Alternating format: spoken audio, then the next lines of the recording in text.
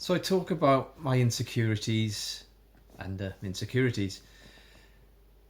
So by the time I was 14, I'd started finding myself. We'd started playing rugby. I was playing for the district. I wasn't bad.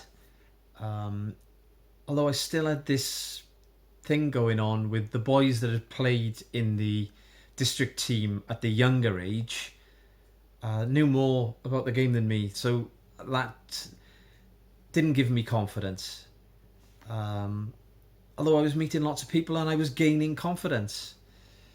Um, so things were starting to get a bit better. I mean, I think what had developed by then was arrogance. My mechanism for coping was this facade of, yeah, look at me type of thing. And then I lost my grandfather, and it was the most devastating thing that has ever happened to me in my life. It was horrendous. He'd been taken ill on holiday, and he'd had a brain hemorrhage, and he was flown back to a local hospital. And I did go and see him, and I didn't enjoy the experience. He was slurring at me. He was telling me not to let myself down, not to let him down. Um, it was like the man that thought he was going to die was giving his last speech. And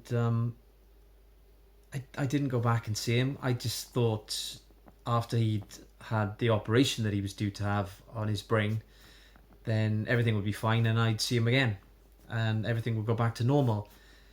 And that's not exactly how it happened. My father had gone to the hospital one night. I'd gone to my maths tutor, and I was riding my bike and I was late getting back, and my father was coming out to meet me as I was walking onto the drive, and said I had a puncture, blah blah blah, and I was my grandfather, and he said he's gone, and I was like, what do you mean?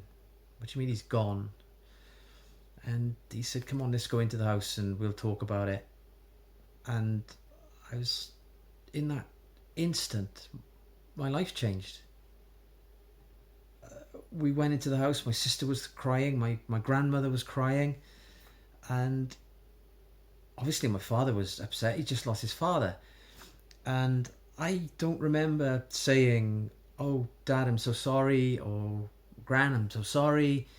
I only remember thinking, oh, what about me?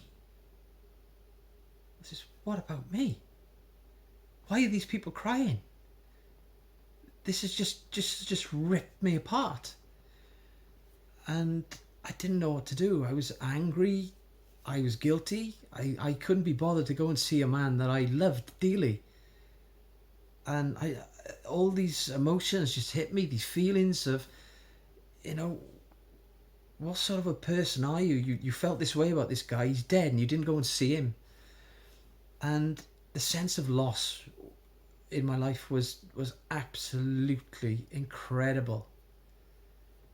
And I was grieving, and recently speaking to my mother about it, she said, you know, we went to the doctor and we discussed it with him, because she believed that it was more than grief. She said you were in a real mess. And I convinced the doctor that it was just, oh, I've just lost my grandfather and I'll be fine. I think what I'd learned by then was I couldn't communicate how I felt to people. And it really didn't work out well in my life.